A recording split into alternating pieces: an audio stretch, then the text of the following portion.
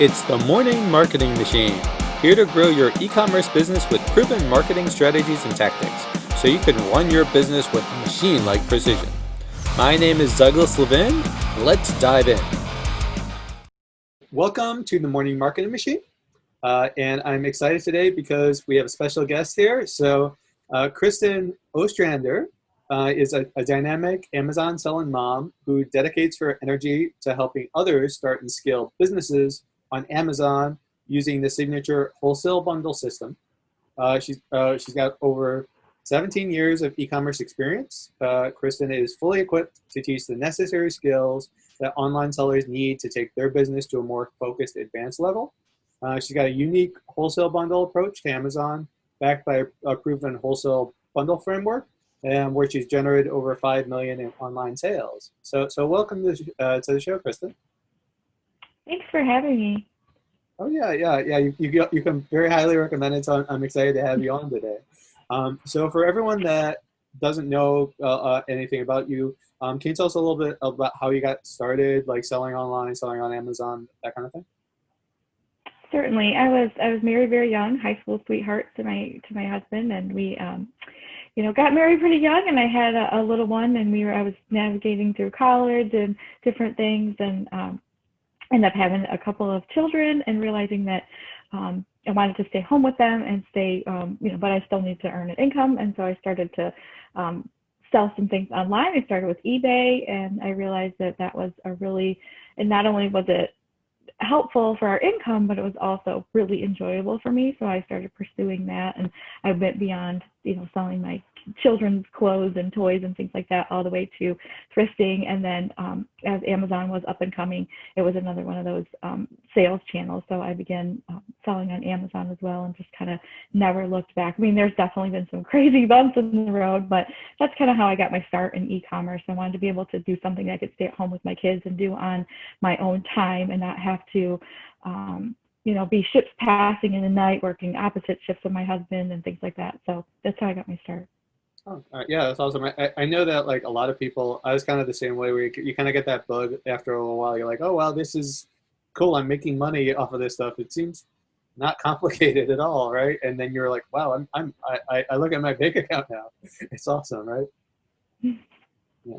For So, sure. are you, what model are you currently doing? Are you still kind of going like the arbitrage route, or have you kind of changed focus, or what are you doing now? So when I first started on Amazon, I definitely did some thrifting and arbitrage. It was the easiest way to get started, doing books and things like that. But as I was growing and scaling and realizing that I was kind of building myself a prison rather than a business or a job, because it just required more and more, retail arbitrage can be great to start out with. But then as you're growing and scaling, you can't clone yourself, and you can't, there's only so many people can do certain aspects of the job. And so I found myself working more and more and more hours, and the pay was great, of course, and it's my own business. So that's, there's hustle involved there. But the reality was I wanted to scale bigger, and I couldn't figure out how to do that with retail arbitrage in a way that just made sense, because there is also a lot of risk factors when it comes to retail arbitrage as well.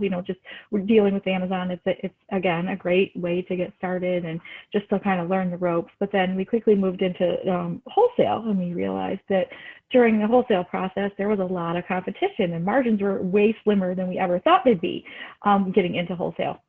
And so we started putting kits and bundles together that made a lot of sense. You think of Legos plus a carrying case, or you think of, if you've got, a GoPro and you've got GoPro accessory kits, and putting those things together in a way that saved the customer time, money, and gave them a little bit more convenience. And so the wholesale bundle system was born from that. We started putting bundles together and kind of haven't looked back since. It's been an excellent business model. It curbs a lot of the competition that's out there on e-commerce, and really helped us to kind of carve out our own space to be able to do that. And I keep saying us because my mom is actually my full-time business partner. I started back in 2008 on Amazon, and then around 2013, 2014, she realized I was shopping for a living, right? And she's like, you shop and make money. She's like, I love shopping, so maybe I can help. And she was able to retire from her full-time job about a year later, and we've been business partners ever since. So every time I say we, I'm just referring to my mom and I and our team. So how does that work then in terms of like working with family? I know like my wife is a part of our company as well, but I know a lot of people that have brought on family have issues with that in terms of like you're always trying to be kind of navigate that fine line of like, all right, you want the work to get done and you've got these certain guidelines you always want to meet, but it's also your family, so you got to kind of tread lightly so there's not issues, right? Yeah, well, there's definitely some boundaries, that we have to, have different established tasks. But my mom and I are kind of cut from the same cloth. We're very similar as far as self-motivating, and very much like we don't need anyone standing over us telling us, things need to be done. We just, both of us are kind of, very much workhorses, very much the same personalities, and it really actually works well together because just because we have very similar skill sets, but we also have some different things that we enjoy and like to work on. We just really work well together. And I understand because we did have some other family members working with us before, and it did not work out the way we thought. And so, yeah, that's definitely a sensitive thing sometimes for some people. But just knowing if you're ever thinking about, I could have a whole other episode on partnerships and do's and don'ts. I've had many partners and business, people coming in and out. But and our nephew actually is as our main full-time assistant, and he works with us as well. He's great with, ordering and all the kind of back end tasks and things that he does, and he's able to do that remotely, which he loves because he's just an adventurer and explorer, and he can just, as long as he has his laptop, he can do what he needs to do, and it just works out really great for all of us. Oh, yeah, that's awesome, and I guess one of the things you were bringing up a little bit earlier too, which I want to kind of get to is as you're talking about bundles as well, and that's something that I'll admit I haven't done a ton of but what I love about it is like so I come, and a lot of people that I know come from the idea of like, what do you do to differentiate your product? Like I've done wholesale, I've done private label. Obviously, I started with arbitrage and stuff as well, but like a lot of people that I know are, and a lot of the community are about, okay, owning your customer, like what can you do to differentiate? I do like brand values, that kind of a thing. And what's great in terms of the bundle aspect is you're basically differentiating yourself from everybody else, and you're looking at it from the perspective of how can you create a complementary product, right? So I love that approach, and like um, like I know how I do it when I'm trying to come up with that from like a brand perspective. But when you're coming at it from like bundles and creating like wholesale and other kind of opportunities, like what do you look at when you're trying to put those together? The single most important thing when it comes to wholesale bundles is not being a widget-based seller, data-based kind of thing. I know that we all, especially if you're a numbers person, you just want to look at data. You want to like, how many people are selling this? Who is it selling? How fast is it? What kind of margin I can make on it? That's your typical Amazon product decision making, right? You're looking at like more of, how fast can I move this? How much money can I make? That's a typical retail type model. But the reality is when it comes to bundles, you're actually thinking about your customer first. You're thinking about what is it that they really need? What is going to meet their need? What is going to give them the best, set them up for the best way to purchase from you. And the reality is that if you're meeting a need or solving a problem for them and you're saving them time and money, they will pay a premium for that. I've noticed that with wholesale bundles, if people are already buying certain things together anyway, think of, grocery bundles are pretty simple to get into in the beginning. And, a lot of people buy, you've got boxes of, say, granola bars. And if you've got a family of 5 like mine, everybody likes a different flavor, a different style, and a different, variety. And so you're buying 2, 3, 4, 5 different flavors together. Well, selling that in a bundle on Amazon makes it easy for everybody to get all the flavors they want all in one, and then someone's not adding 1, 2, 3, 4, 5 different things to the cart. You've instantly saved them time and made it very convenient to just have what I consider the one-click purchase. And so they don't have to add a ton of stuff to their cart, then check their cart, then all of a sudden they've got to make another decision, and then they've got decision fatigue, So it really eliminates a lot of those different things. If you're thinking about the customer, who's going to buy it, what are they going to use it for, where are they going to use it, how are they going to use it? If you answer all those questions before you put a bundle together, you're setting yourself up for success right away, because you don't have to worry about, you're not worried necessarily about the data and the numbers. You're solving a problem for someone, and you will almost always get paid with dollars when you're helping somebody out. And that's awesome. I've seen it in the Amazon space all the time. Like they want basically the lowest common denominator. They don't want to do any work. And if you're actually like putting in a little bit of thought, trying to think from the customer perspective, like you're saying, I mean, you can make a lot more money, which is I mean, it's what we talk about all the time. Like you obviously we're just talking about the idea of solving problems, right? Because that's the same thing as I think is like all we're ever trying to do is solve someone's problem. Like that's really all we're ever like the entire game here. So this is great stuff. And one of the things I also wanted to bring up as well is like I know that like outside of the bundling as well, like you're doing a whole lot, which is amazing. Like you've also like got a book I wanted to talk about as well. If you can tell us a little bit about the book too. For sure, yeah. So it's not really a memoir. It's not really a how to Amazon. I was talking about my story at some point with someone, and they're like, "You really need to write a book about that. That's a great story." And throughout my Amazon ups and downs and things, one of the kind of pivotal moments for us was when my third child was born back in 2010. My husband came home about a week after she was born with a major work injury.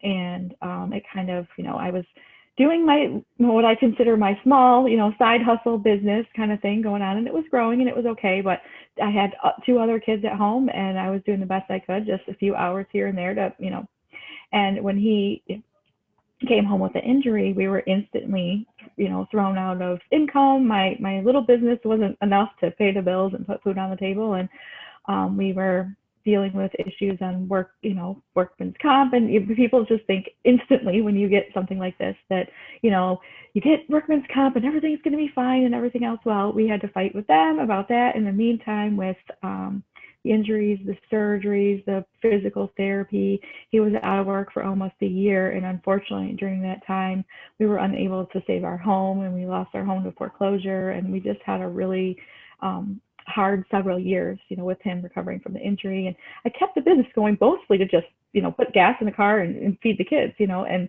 after we kind of recovered from that and figured out what we were going to do after the foreclosure, we just kept thinking that this business was going to be, it had so much potential to keep growing. And so we had major setbacks, but then we kept, pushing through and just taking one little small step. I mean, I wasn't worried about making $1 million. I was worried about making grocery money, and just every little step. Okay, this week we made the grocery money. Okay, next week maybe we can make some of that plus extra, and just kept slowly building. And so, the book kind of was born from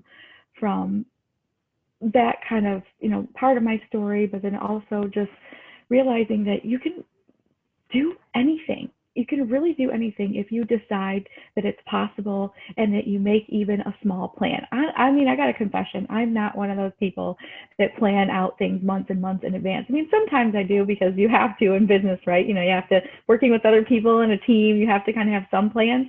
But like when I have to do my quarterly planning, I like roll my eyes. I'm like, I cannot stand planning so many things so far out and all that kind of stuff. And so I just really look at the next step that I need to take towards my goal or my dream or whatever it is that I want that's in front of me. It's like, okay, what's the one step I can take for today? And I think over time, consistency is so important. I don't care if you're consistent daily, weekly, or monthly. As long as you are consistent with that, you will see success and progress, and that motivates you to keep moving. And so I kind of put all those different concepts into my book and all the different things that I've done to go from foreclosure to, 7-figure businesses. So it's really been a crazy journey. Definitely not overnight, definitely not get rich quick, but I think there's some really solid principles in there of taking action towards what you want. No, and those are definitely great thoughts. I know that like from what I've seen in general, everyone's always talking about, oh, I want $1 million business, or I want a $10 million business, or I want to get to 9 figures, or whatever it is. They talk about like that huge overall goal, but no one ever talks about like the part that you were just saying, and the other part of it too, which I want to get your thoughts on too, is like, all right, you're going through this obviously this terrible time, and obviously you were able to make it out the other side, and obviously it's been much better now. But like, what ultimately got you through?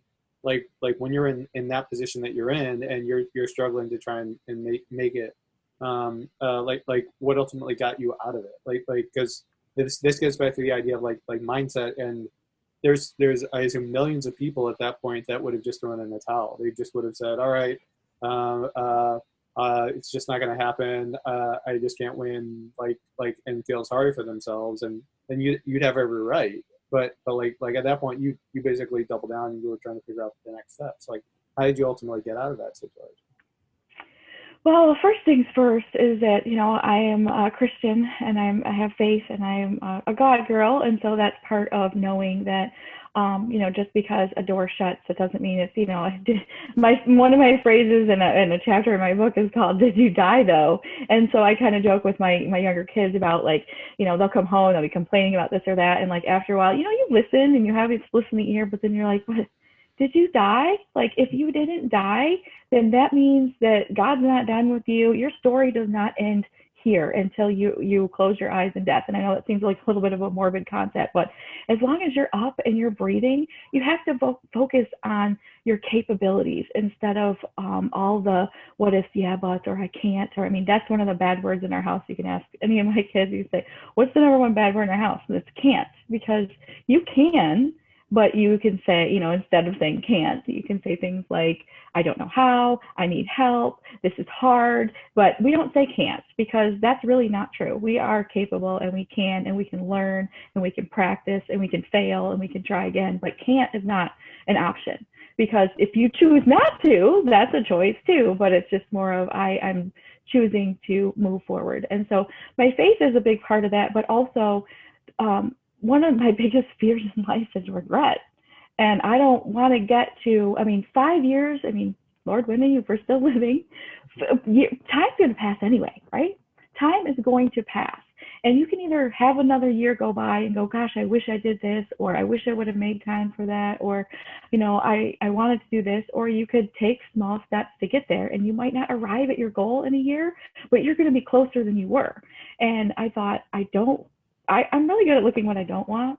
And I look at it like, okay, we lost our house. And I was like, I really don't want to rent for the rest of my life. I really want my own house, my own place. And we had real estate agents telling us, you're lucky if you'll ever purchase another home again, just after all this and everything, bad timing and housing markets, everything. But I was like, I just didn't accept that. I didn't accept that somebody else could decide my future for me. I said, yeah, I will buy a house again, and it will be something that I love. And I will, even if it's and we ended up buying a fixer upper, but now we've put so much work into it. And I love that sweat equity that we've made it our own and things like that. But I just didn't accept anybody else's standard for my life. If they say, oh, this is all you'll ever be, or this is all you can accomplish, or you're a paycheck to paycheck family, there's no way you can have savings.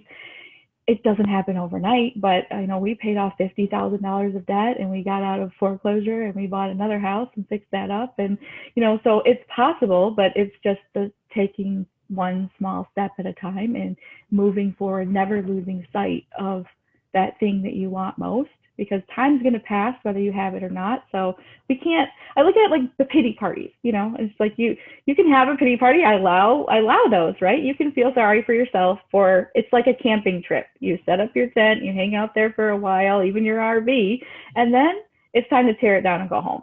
So you can have your pity party, feel sorry for yourself, and then there's a then what.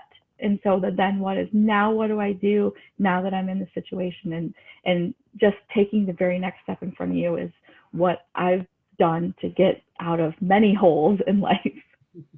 So that kind of brings up another point as you're talking about the pity party and other stuff like that. And it's something that I know I've dealt with, I struggle with all the time, and a lot of people do as well. Like anybody who's honestly a business owner has probably dealt with the idea of like that negative mindset that comes into your head, whether it's something as simple as like you're trying to overcome something that you like, some kind of project that you're trying to do on, like, because it's us as business owners, we're constantly trying to do things we've never done before, and like we don't know how to do, and we're trying to like figure it out, and then it's like if it works the first time, you're honestly surprised. So it's always about kind of like trying it again and figuring it out from a different angle, but then you're getting all of that what could be negative reinforcement if you're looking at it that way. So like how do you kind of, when you get that happen, when that happens to you, like obviously you're talking about the pity party a little bit earlier, like when that happens and like those thoughts come into your head, and you just can't get over it, or you're in a funk or something on those lines, like what helps you in terms of basically getting over it and kind of focusing on, all right, how can I overcome it? What can I do and attack that problem better when you just feel like you're not really making progress? So one of the greatest things that, I've discovered when it comes to that is 9 out of 10 times it has to do with fear. So if we get stuck and we're stuck somewhere, we're afraid of something. For me, I'll be honest, I hate new software. I hate technology. I hate it, right? I do a fully digital business, YouTube channels and podcasts and Amazon, and everything's totally digital and remote, but also comes with challenges because I don't enjoy figuring out new softwares, new processes. I even wrote a story about this in my book when there's a chapter called Trust the Facts, Not the Feelings.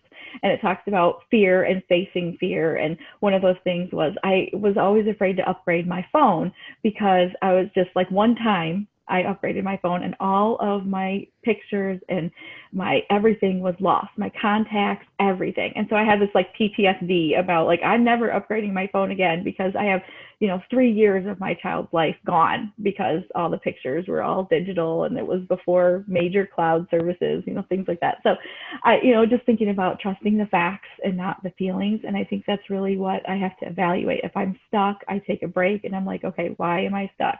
Is it really because I can't Google how to fix this problem? Because let's be real, like Google probably has most of the answers. So we're blocking ourselves at that point. We're scared of something. We're perhaps scared of failure, perhaps scared of wasting time, or like, I don't want to be spending time on this, but it's really necessary. And if I don't learn it, then I can't teach it to someone else. There's definitely their frustrations. And I like, trusting the facts, not the feelings. So I take some time to just evaluate. I'm a writer. I like to write. I've got sticky notes. I'm still a pen and paper girl as much as I love all my digital stuff. And I just take time to be like, okay, what is really going on here? Because 9 out of 10 times, it's not the actual thing that's causing us to stumble. It's our mindset. We've got something in our head that's blocking us. And we're like, okay, if I don't do this, then so I write down all the yeah, buts and what ifs. And so those are the things that are stopping us. It's like a yeah, but what if? And we all have those days where we're just like, when I say yeah, but, it's because if someone offers you a piece of advice or suggestions of how to fix something, you're like, yeah, but what about this? Yeah, but what? You're in this like cycle, this crazy cycle of yeah, buts and what ifs. And so sometimes you just have days like that, and then we have to write down, okay, what exactly do I want? That's the main thing that I like to focus on when I get in a funk and I walk away. Sometimes I take the rest of the day off and I'm just like, I can't come back to this right now. I will come back to it tomorrow and it will still be waiting for me then. But it gives me an ability to really think, what is it that I'm trying to accomplish? So what is the reason why I'm doing what I'm doing right this second? And does that get me to where I want to be? Is it a priority? Is it important? If it's not, what's the goal? And if you don't know the goal, even of the current thing you're doing, you're just kind of aiming in the dark. You're shooting in the dark, And so if you're stuck and you're frustrated and you're thinking this is a failure and I wasted all this time, maybe it's a reevaluation and you sit down and just go, what am I trying to accomplish by doing this activity? And if that's something that's still a priority and still important, then you can work through it and figure out if I'm stopping myself, or I really just need assistance, or I need a coach, or I need more informational videos to kind of see, just to make that decision. But action is the antidote to fear. So if you've got something that's stopping you and you're fearful, you need to take a step in some direction. It might be a step back, it might be a step forward, but taking a step gets you away from that, what I call the spinning wheel of death. It's like the loading cycle on your computer or something, and it just keeps going round and around. Taking action one way or the other is how we kind of stop that and then are able to evaluate what to do next. That's awesome. And it really does come down to a lot of times, like the way I'm looking at what you're saying is like if you do take action, like you start to get that momentum going in the direction that you're looking for it to go. But I can't remember the saying. I know I read it somewhere. Like the idea, like stationary objects are always stationary or something. But then the momentum, like you get that boulder to start going, and then it starts to pick up momentum over time. But you need to get it going, right? Yeah. Yeah. So one of the things you were just talking about as well, and I wanted to get your thoughts on is you're talking about like basically having a goal, like having a clear cut basically vision of like what you're looking to accomplish, that kind of thing. This gets back to the idea of like a purpose, having like a reason behind like what you're doing. Like so do you have a purpose for what you do? Like what's your purpose for what you do? For me, it's all about impact rather than income. And I really have a passion for helping other people succeed and find their successes and not, just like if I can save someone else some of the headaches that I've gone through, not just with Amazon, but in life with business partners and starting and stopping, different businesses. I've only really had a few. I haven't really closed any businesses that I've started, but just the different types of things, just helping other people and giving them that hope. Because I remember many times of feeling like, is this all is this all life is? Is this all it's ever going to be? Is it just, am I going to be, the time it was a waitress and I was working, there's nothing wrong with that, but like that was what I was doing at the time and thinking, my husband comes home from work at 3, I leave at 3:30 to go to work. It's like, this is not what I want life to be. And so what is it that I want life to be? And I've never, my book is Dream Big, Step Small, but I actually didn't grow up dreaming big. My dad always kind of said, just don't be like me. He was very blue collar and worked really, really hard his whole life. And just, he's like, go to college, get a really good job. Like, don't struggle like I struggled. And, I just always had that in my mind. And he always was a simple person. And so having to adapt and change different ideas as I grew up and decided for myself what I wanted life to be, because, it's just like, I just wanted a little bit more each time. And it wasn't like more things or more, it was more of fulfillment, like what actually brings joy to my heart and joy to my family and things like that. And I wanted to be able to have some different, I love experiences. I love to go places and I love to see my kids experience things. And, that takes income, it takes money. And so it's part of like just earning the next little bit so that we could maybe do this fun thing or that fun thing, or give my kids some experiences that maybe I never had. And just not accepting anyone else's standard for my life, anyone else's idea that, hey, just live simply. Why do you have to always have more of this or that? And it's really about impact. I want to show my kids that anything is possible for them. In the age we live in now, anything is possible for them. There's so many opportunities and so many things out there. And I'd rather have them making pennies on the dollar, doing something they love than, just trying to make a big paycheck and feeling like they're choking the life out of themselves. I mean, that's just not real life. I feel like real life needs to be, of course there's ups and downs, you have good days and bad days, but overall that aim is to be like, what am I doing this for? I'm doing this so that the people I love and the people around the world can do the same. With all my clients and the people that I help, I just want them to realize that there's hope if they want something different or better for their own lives. They don't have to stay stuck. They don't have to stay where they are. There's opportunity for them to make changes. Even, it's not going to be fast. It's not going to be cheap. It's probably not going to be easy. But over time, if you combine some of those together, eventually you will get what you're looking for. And I know that from experience. And so I didn't start in a really easy place from a single family home and doing the best I could. And so it's possible for them as well. And I'd like to be able to share that so that people can be impacted and then impact their own families. It's just, that's how the world changes, is that, that domino effect of helping other people succeed and follow their dreams. Oh, that's so great. And obviously what you're talking about, I mean, you're bringing it up a little bit before about the idea of consistency as well. And it's honestly like what we as business owners have as an advantage over, I would say, a lot of the people out there in the world, just because like most people aren't consistent in terms of what it is. Most people don't know what they want to do, right? Like I know I've got family out there that is just basically wandering around aimlessly, and they're just looking at getting home and watching Netflix or whatever it is, and just getting away from work because they hate their life or whatever it is. But we are as lucky in some ways, but we've made our own luck too, in terms of like if we're consistent, if we have a clear vision of where we want to be. Like obviously you were just talking about the idea of purpose as well, and that's where we can make the life that we choose to live. Um, I 100% agree with that. It makes me so sad when I hear people that talk about the life that they hate or the job that they hate. Life is just too short. I mean, yeah, of just doing business. I mean, money's kind of easy to make.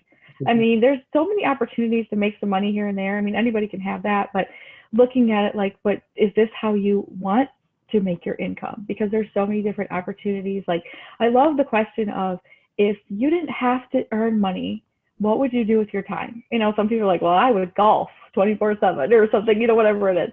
I mean, but it's kind of a silly question. It thinks about that. But if you can consider you're in a perfect world, that's my idea of like your big goal. You're in a perfect world. Paint me your perfect picture. And of course, we know life's not perfect. But if you have that in mind, keep that in your head, and you say, okay, my in a perfect world looks like this.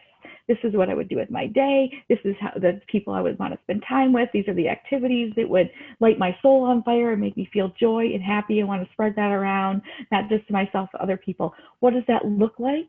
And then what's the next step that we can take to get there? Because we should all have some form of our in a perfect world. No, I mean, let's be real, 2020, right? Like, I'm sure we all had plans this year and none of them are working out. Even for people, the greatest thing about this is that, maybe it's discovery for everyone, because it kind of leveled the playing field, right? Everyone, I mean, billion-dollar celebrities and, very, very poor people are all in the same field as far as we're quarantined, we're at home, we're dealing with the same type of global pandemic.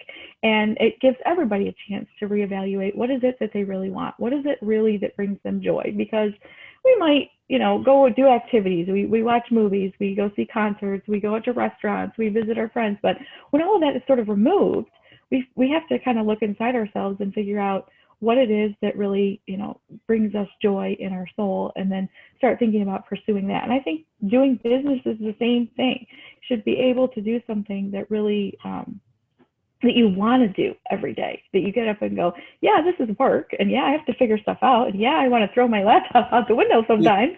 But the reality is, I get to do this for a living and earn a paycheck doing it. It's called my pinch me moment. It's my dream. And I want everyone to be somewhat closer to that. And it's possible.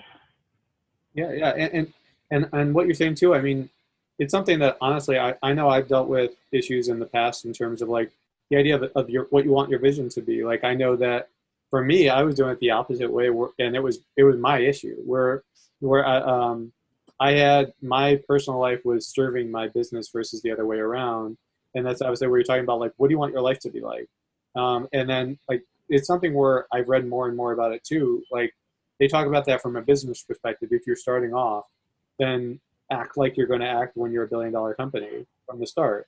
Same thing in terms of like your vision of what you want your life to be, like you were just talking about.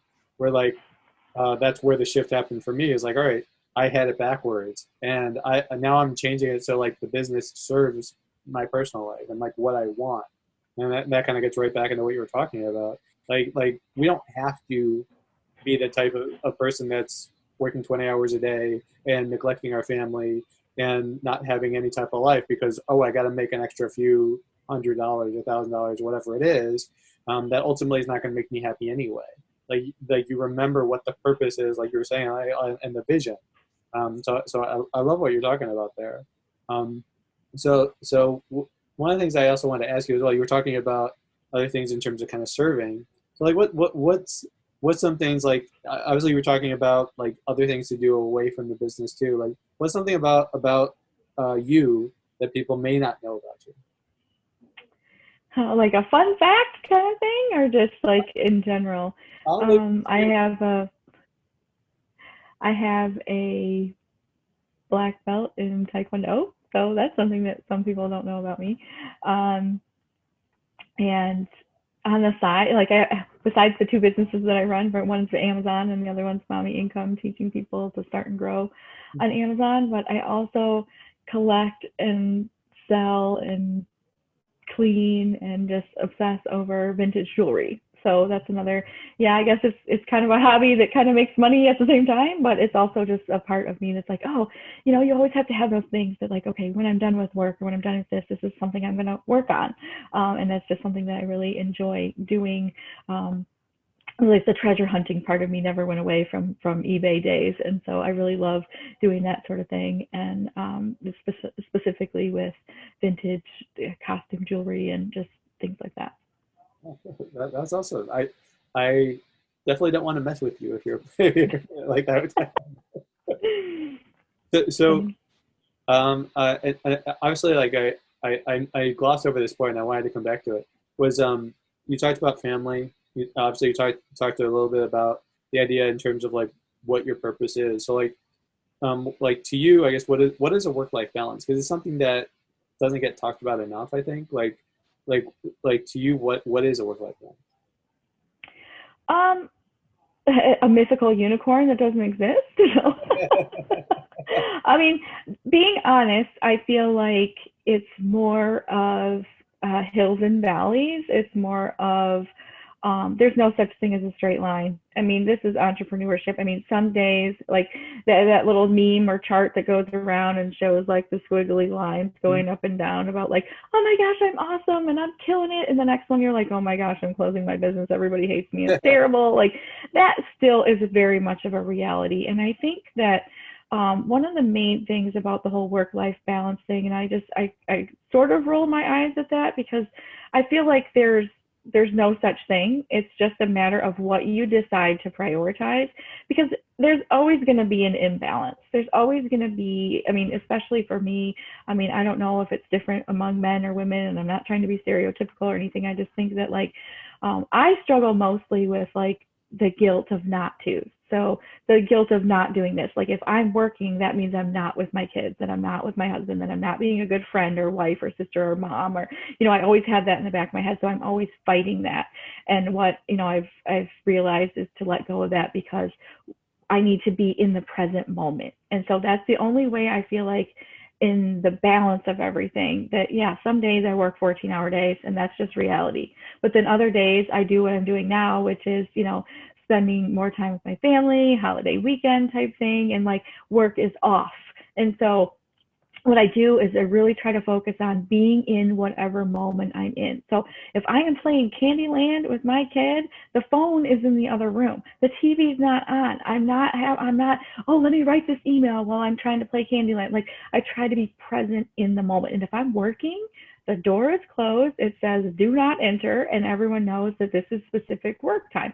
The door's open. They know it's more fluid and they can come in and, you know, talk or chat or whatever. And so I really set solid boundaries on the time that I have, because I don't want to have this constant crossover where your brain is switching from Candyland to, hey, I got to write this marketing email. You know, it's like all these crazy things. And so I really think like just being present in the moment that you're in for that period of time, whatever it is really the most important thing. And I like to look at, okay, these are the priorities, I think, is one of the most important things to do to be able to accomplish. There's always going to be a to-do list, right? I mean, we're both entrepreneurs. We know that like there's always one more thing or 10 more things, and you're never going to get it all done. There's no such thing as all done when you're an entrepreneur. So like anyone listening, just write that down somewhere. You will never be all done unless you close your doors and retire.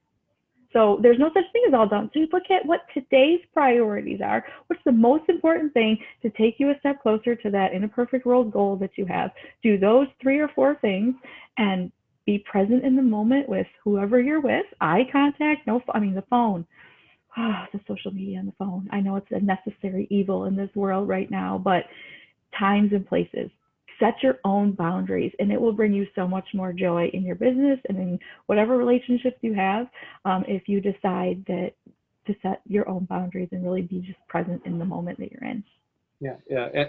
And I've heard this from so many people too. Like the idea, it's what I try and do as well. Is like when I think of work-life balance, I think of honestly the same type of thing as what you're talking about. Like it I think the best way I heard it was kind of like a counterbalance, where like whatever you're doing, you're there, like that's your entire focus. Because you can't, if you're trying to like split your focus and, oh, I'm gonna be working on the business, but I'm also gonna be doing this at the same time, and I'm gonna be doing this, then nothing gets done. It's like that shiny object syndrome kind of a mentality.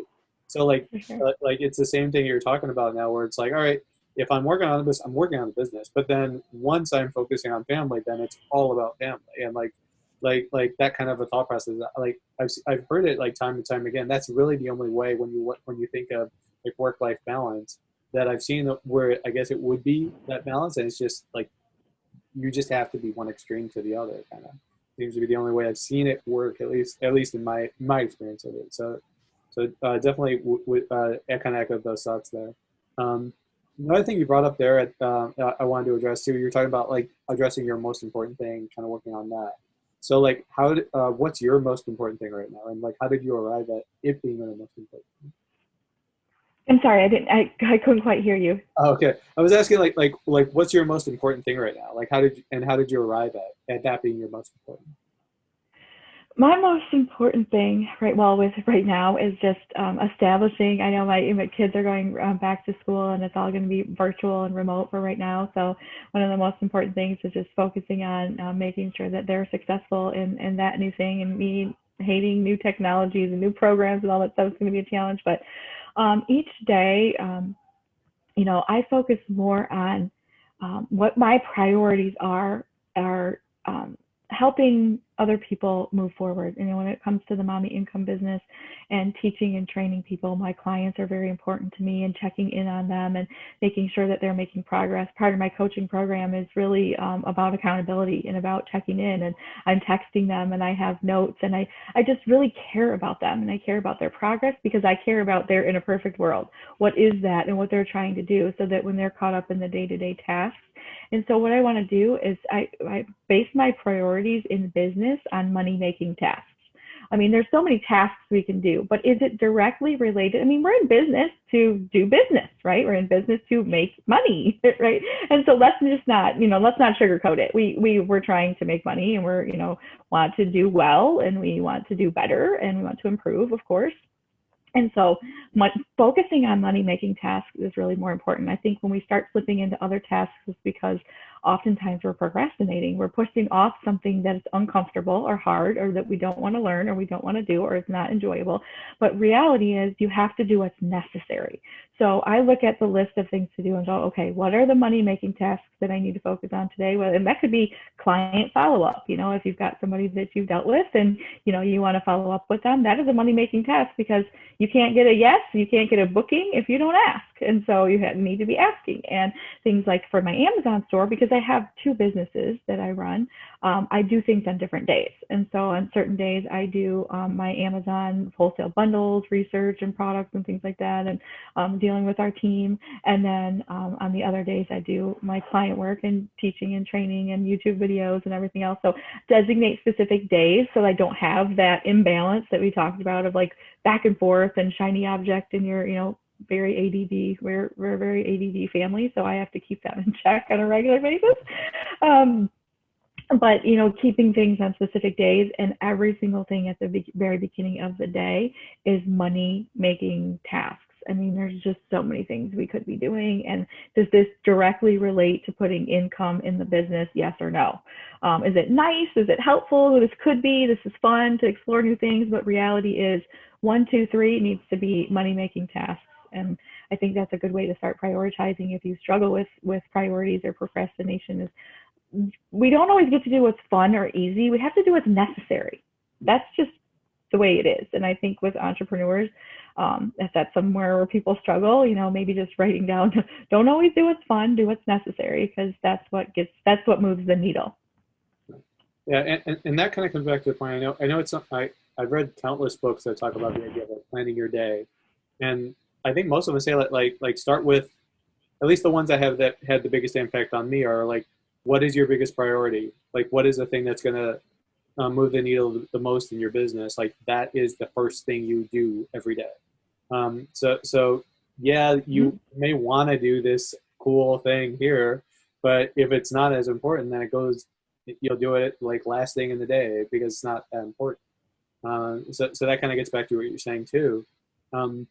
As you're talking about like the two sides of the business, I wanted to ask as well, like, I think there was a book, I want to say it was like Willpower Doesn't Work, or I want to say that's where I got it from. They talk about the idea of if you're working on different parts of the business, even going as far as to like different areas of the house or different different places when you're going to be focusing on it. So you're setting up your environment to be different.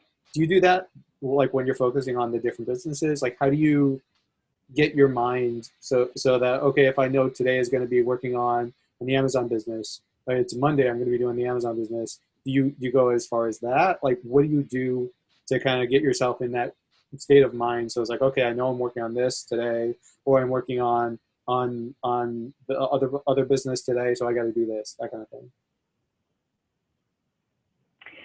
So for most of that, it's really designated days for different things. So I work on my Amazon business on Tuesdays and Thursdays, and those are designated days for product research and delegating tasks to team members and looking at what's on my plate for those 2 days. And on those 2 days, I don't do hardly any social media. I don't back and forth. I literally am like, these are the only 2 days that I have to do these things, because I've realized over time that I can tend to be a workaholic, but that does not bring me joy. I want to finish things. There's just one more thing, just one more thing, just one more minute. And I just don't want to live my life like that. When I see my youngest child kind of deflate like a balloon when she asks me, to play or to do something with her, and I say, just 10 more minutes, you just see that, like, and she knows that 10 more minutes might be another hour. And so I've really been paying attention to those things. So I know part of the fire that's under me is knowing that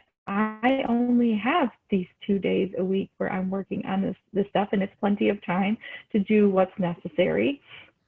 And I guard that, like I guard it like, like you would, a pile of gold bricks. It's like, this is all the time I have. So I really need to be focused, and I really need to do it, because I don't want to say just 10 more minutes, just another hour. There's times and places for that. If you're under deadlines or you're doing a big launch or something like that, it's one thing. But my everyday, I want to fit my business into the designated business hours, which means the time my kids go to school until the time they come home. And then later on, if I have a couple of things I want to do as far as business later on, which I can't help because I love what I do. So I do spend some leisure time doing business, of course, but that's all the time I've got, like almost punching in and punching out for myself.